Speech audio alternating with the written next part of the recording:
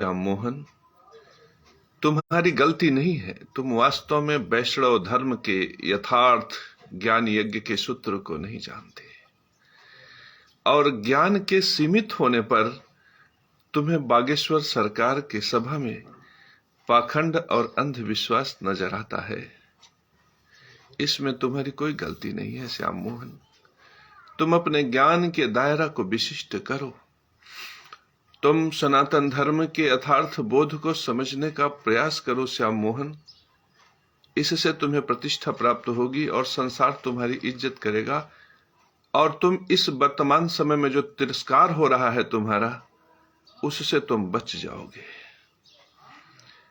श्याम मोहन, तुम्हारे अंदर बोध की कमी है।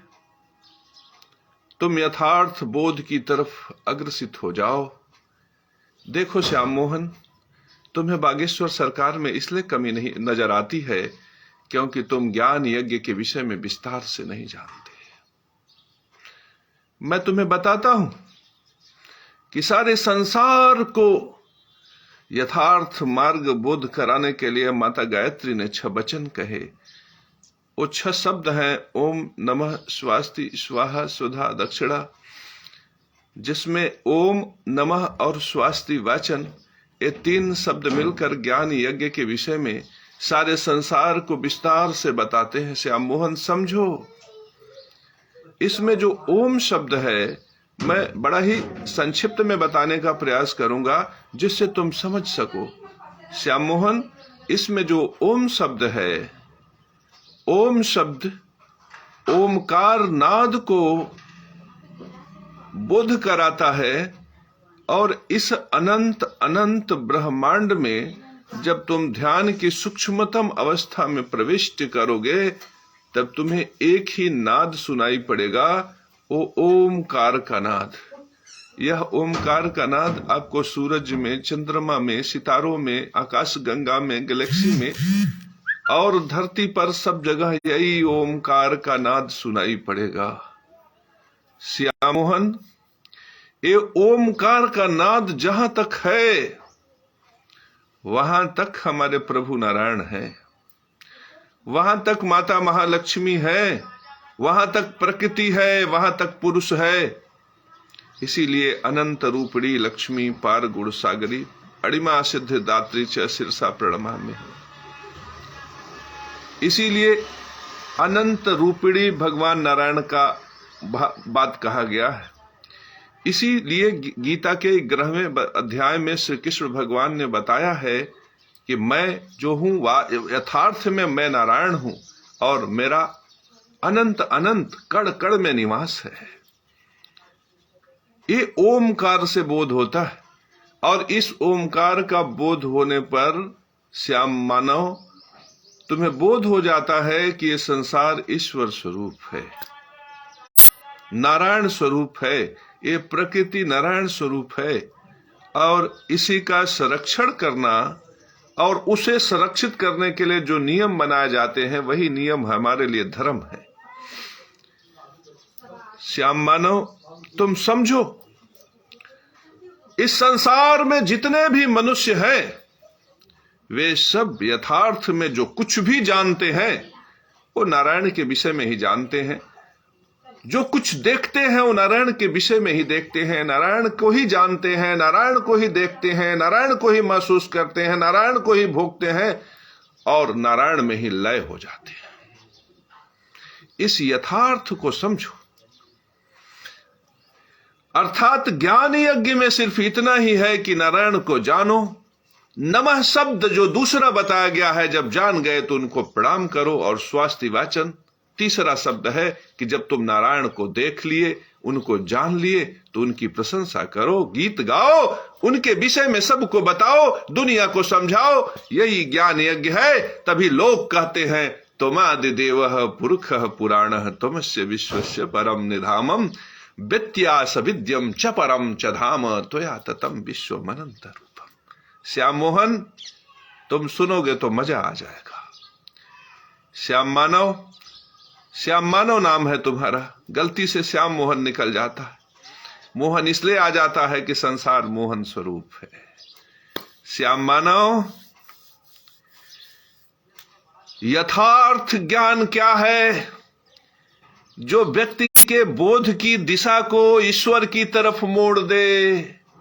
और धीरेन्द्र कृष्ण शास्त्री क्या कर रहा है कि वो अपने समूह में लाखों लाखों लाखों लाखों लोग को इकट्ठा करता है और सबके बुद्धि विवेक को नारायण की तरफ मोड़ देता है।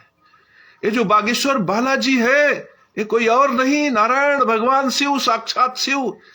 तुम बजरंग बली को एक बंदर समझते हो, वास्तव में बंदर नहीं है, वो साक्षात शिव है, साक्षात नारायण। नारायण और शिव में कोई भेद नहीं है। महाभारत में श्री कृष्ण ने कहा कि शिव और मुझ में अंतर मत समझो। रामायण में पुरुषोत्तम राम ने कहा कि शिव और मुझ में अंतर न समझो। शिव द्रोही मम दास कहा हुआ। और भगवान शंकर स्वयं कहते हैं कि जो राम और शिव में विभेद करता है उससे बड़ा पापी संसार में नहीं। श्याम मोहन इसलिए उस बालाजी की तरफ, ज्ञान यज्ञ की दिशा को उस बालाजी की तरफ मोड़ने का काम कौन करता है? पंडित धीरेन्द्र शास्त्री। तुम्हें बुरा क्यों लगता है जानते हो? इसमें कमी तुम्हारे गुरुओं की है, इसमें कमी तुम्हारे संस्कार की है, इसमें कमी उनकी है जिन्होंने तुम्हें ज्ञान प्रदान किया। तुम्हारा ज्ञान राक्षसी है, तुम्हारा ज्ञान दुष्टता का है। इसलिए तुम सत्य को देखते हो, धर्म को देखते हो, न्याय को देखते हो तो तुम विचलित हो जाते हो और तुम डर भी जाते हो। तुम थर थर थर थर थर थर कांपने लगते हो, तुम्हारे हृदय की धड़कनें बढ़ जाती हैं। श्याम मानव, तुम्हारा धर्म क्या है दिखाई पड़ रहा है। तुमने अपने जीवन में जब तुमने आंख खोला तो ईश्वर के विषय में लोग अलग अलग तरीके से जानते हैं। जैसे कोई राजनेता है तो अपने बड़े नेता को ही ईश्वर मान के उनको प्रणाम करता है, उनकी वंदना करता है। बदले में उसे समाज में अपने प्रभाव प्रताप से पैसा कमाने का अवसर मिल जाता है। न्यायालय का वकील न्यायाधीश को ही नारायण मान लेता है, कचहरी परिसर को ही नारायण मान लेता है, वहीं की खाता है, वहीं में जीता है, उसी की वंदना करता है, उसी को प्रणाम करता है। इस तरह से उसको कचहरी परिसर से आजीविका का साधन मिल जाता है। किराने का दुकान वाला अपने किराने के दुकान में ही ईश्वर को देख लेता है, नारायण को देख लेता है और उसी में धूप जलाता है, अगरबत्ती जलाता है, प्रणाम करता है। इस तरह से जानते सब नारायण को ही है। कोई रसायन से जाना, कोई जीव विज्ञान से जाना, कोई मेडिकल साइंस से जाना, कोई ज्योग्राफी से जाना, कोई लॉ से जाना, कोई किसी विधा से, कोई किसी विधा से, कोई इस विधा से, कोई उस विधा से जाना, सब ने नारायण को ही है। लेकिन यथार्थ बोध श्याम मानव उसको हुआ जो रसायन से भी भगवान नारायण को जानने का प्रयास किया तो किसी ने इशारा कर दिया कि ये जो सूर्य नारायण है, नारायण स्वरूप है। ये चंद्रमा की जो शीतलता है नारायण से बरस रही है। ये सितारे जो चमक रहे हैं नारायण ही है, साक्षात नारायण ही है। जिसने ये जान लिया उसके ज्ञान का यथार्थ बोध परमात्मा की तरफ हो गया। तो श्याम मानव धीरेन्द्र शास्त्री क्या कर रहा है कि संसार को नारायण की तरफ, संसार का बोध नारायण की तरफ ले जा रहा है। उससे बड़ा ज्ञान यज्ञ करने वाला वास्तव में इस समय धरती पर कोई नहीं है और मुझसे बड़ा संसार का सद्गुरु नहीं है कोई, क्योंकि यथार्थ बोध, तत्व दर्शन, तत्व ज्ञान मैं तुम्हें समझा सकता हूं। ये काम बड़े बड़े आचार्य नहीं कर सकते, लेकिन मैं तुम्हारा बोध करा सकता हूं। गलती कहां है मैं तुम्हें बता सकता हूं श्याम मानव। गलती यह है कि किसी को कहने के दुकान में परमात्मा नजर आए, किसी को कचहरी में परमात्मा नजर आए, किसी को न्यायालय में नजर आ गए, किसी को दलाली में नजर आ गए। अलग अलग लोगों की जैसी जैसी जिसकी वृत्ति रही, जैसा अनुभव रहा, स्मृति मृधा शक्ति से जो हम जितना देख पाते हैं वहां तक समझ पाते हैं। वास्तव में हम परमात्मा भगवान नारायण को ही समझते हैं। तो किसी ने कचहरी में समझा, किसी ने कोर्ट में समझा, कोई न्यायाधीश की कुर्सी पर बैठकर समझा और किसी ने बकरे और दूसरे जीव जंतुओं के गर्दन पर छुरा लगा के समझा। श्याम मानो जिन गुरुओं ने तुम्हें शिक्षा दी उन्होंने तुम्हें सिर्फ बकरे की गर्दन दिखाई। तुमको उन्होंने बताया कि ये बकरे की गर्दन है, इस पे चाकू चलेगा तो बकरा तड़पेगा, उसके हाथ पैर धीरे धीरे तड़प के सुन्न हो जाएंगे, शांत हो जाएंगे। फिर तुम उसके ऊपर की खाल उधेड़ देना, फिर उसके मांस के लोथड़े को टुकड़ों टुकड़ों में काटना और फिर उसे तुम पका के मसाला मिर्च डाल के खा जाना। बड़ा आनंद आएगा श्याम मानव। तुमने अपने गुरुओं से इसलिए यही सीखा। इसलिए तुम जब बकरे के गर्दन पे छुरी चलते देखते हो तो तुम्हें मजा आ जाता है, आनंद आ जाता है। तुम्हारे गुरु तो इतने बड़े राक्षस रहे कि जो लोग गौ मांस खाते हैं उनका भी कभी विरोध नहीं किया। इंद्र भगवान ने तपश्चर्या की तो माता सुरभि प्रकट हुई और नंदिनी कामधेनु के माध्यम से उस संसार को गौ दुग्ध से भरपूर की। दूध का महत्व समझते हो श्याम मानव? पितृयज्ञ का मतलब जानते हो? पितृयज्ञ का मतलब होता है, जो सुधा शब्द का प्रयोग किया माता गायत्री ने, उसका मतलब होता है अन्न अनाज की बलि देकर इस शरीर का पोषण करो। ये शरीर पितरों से प्राप्त है और इस शरीर का भरण पोषण करना यह पितृयज्ञ है। और एक समय ऐसा आया था जब देवता निर्बल हो गए, जब मनुष्य निर्बल हो गए और राक्षसों ने सारे समाज पर आक्रांत कर लिया, तब इंद्र ने तपस्या की और माता सुरभि पैदा हुई, नंदिनी और कामधेनु गाय, और उनके संतति ने विस्तार प्राप्त किया और सारे संसार में दूध और घृत से भरपूर हो गया। ये दूध दही और मक्खन मलाई से पितर संतृप्त हुए और घृत से देवता। इस तरह से श्याम मानव देखो, सुरभि माता की संतान क्या करती है? ये स्वाहा और सुधा में मदद करती है। ये स्वाहा के माध्यम से देवताओं को भोजन देती है और सुधा के माध्यम से पितर अर्थात हम तुम सबको भोजन प्रदान करती हैं। श्याम मानव, इस संसार में पितृयज्ञ और देव यज्ञ में सबसे बड़ी भूमिका गौ माता की है। तुम्हारे भी लड़के माता गौ की दूध पीकर बड़े हुए होंगे, तुम भी गौ दूध पी के बड़े हुए होगे। तुमने भी कभी पितृयज्ञ किया तो गोदुग्ध से किया। तुम्हारे बच्चे गोदुग्ध से पितृयज्ञ कर रहे हैं, तुम गौ का दूध पीकर इतने बड़े सांड जैसे मोटे तगड़े ताजे तंदुरुस्त हो गए। तुम्हारे बच्चे भी गौ दुग्ध पीकर पितृयज्ञ करके इतने बड़े बड़े मोटे तगड़े सांड जैसे होते जा रहे हैं। श्याम मानो समझो, लेकिन तुम्हें भी, तुम इस संसार में क्या जाने। तुमने सोचा कि ये गौ शरीर है, इसके मांस में प्रोटीन है, इसके गर्दन पे छुरी चला दो, गौ माता को तड़पने दो और उसके बाद इसका खाल उधेड़ कर इसके मांस के लोथड़े को उसी तरह से पका के खा जाओ जैसे बकरे को पका के खा जाते हैं, जैसे सुअर को पका के खा जाते हैं। श्याम मानो, तुमने कभी गौ हत्या का विरोध किया? तुम गौ हत्या का विरोध इसलिए नहीं करते कि तुम्हारा ज्ञान यज्ञ उनको तड़पता देखने को धर्म मानता है। तुम बकरे की हत्या का विरोध इसलिए नहीं करते क्योंकि तुम उसे तड़पते देखते हो तो तुम प्रसन्न हो जाते हो। तुम्हारे ज्ञान की सीमा वहीं तक है। धीरन शास्त्री यहां ज्ञानी है क्योंकि वो गौ को माता मानता है, क्योंकि उसको वो समझता है कि उसके गोदुग्ध से वो पोषित हुआ और आज इतना बलवान होकर सारे संसार को ज्ञान का उपदेश दे रहा है।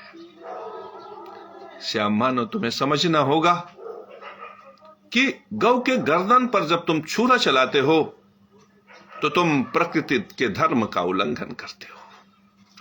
माता ने कहा कि तुम पितरों के लिए बलि दो, लेकिन बलि को धर्मानुकूल बनाने के लिए धर्म सूत्र बनाए गए और वह धर्म सूत्र प्रकृति के संरक्षण के लिए है। उन सूत्रों का तुमने पालन नहीं किया। कभी तुम्हारे गर्दन पे भी छुरी चल सकती है।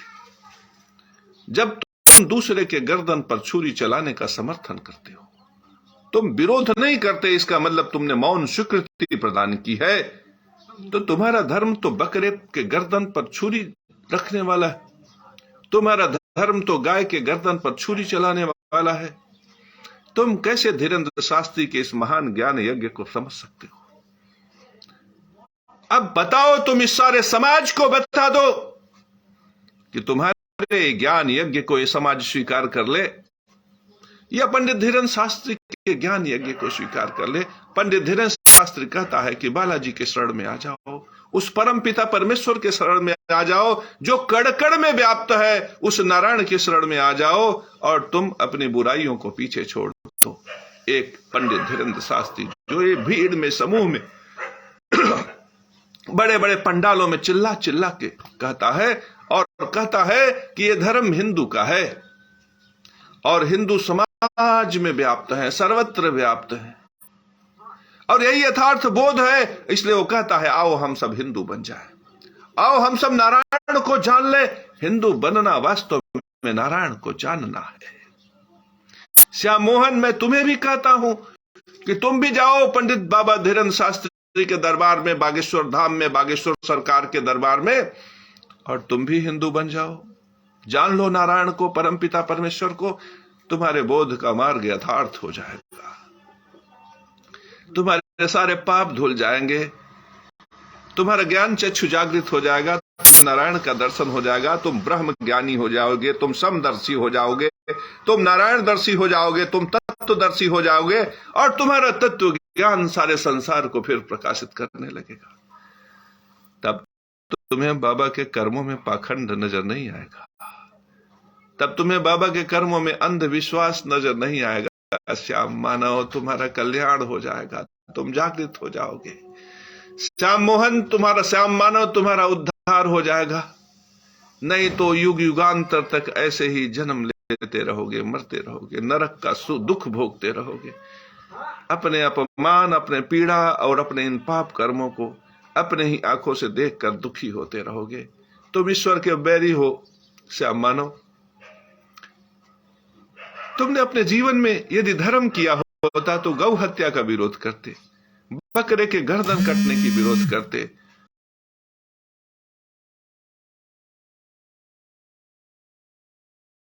ग्रहण करो और तुम अपने आप में बोध पैदा करो और तुम समझो कि वास्तविक ज्ञान यज्ञ क्या है। ज्ञान यज्ञ का अंतिम उद्देश्य है व्यक्ति को परमेश्वर, परमात्मा, भगवान श्री नारायण का बोध हो। ज्ञान यज्ञ का यथार्थ उद्देश्य है प्रकृति का संरक्षण, और ज्ञान यज्ञ का यथार्थ उपदेश है कि मानव अपने उद्देश्यों को समझे, अपने मूल्यों को समझे, अपने कर्मों को समझे, उसे क्या करना है, क्या नहीं करना है, और समाज को किस दिशा में ले जाना है। यह है ज्ञान यज्ञ। तुम हमारा प्रवचन देखोगे श्याम मानव, तो तुम्हारे मन से धीरेन्द्र शास्त्री के प्रति जो अपराध का भाव है वो समाप्त हो जाएगा, और जो जो मेरा प्रवचन देखेगा, सुनेगा, उसके कान में हमारे आवाज स्वर गूंजेंगे, तो उसे यथार्थ बोध हो जाएगा कि धीरेन्द्र शास्त्री कितना महान कार्य कर रहे हैं। और श्याम मानव, अज्ञानता बस मूल रूप से उसका उद्देश्य नहीं है, लेकिन अज्ञानता बस जानकारी के अभाव में वह वास्तव में वह कार्य कर रहे हैं जो उद्देश्य राक्षसों का है, जो उद्देश्य दुष्टों का है, जो उद्देश्य पापियों का है। इसलिए ज्ञान यज्ञ को यथार्थ बोध में समझना सब मनुष्य का परम उद्देश्य है।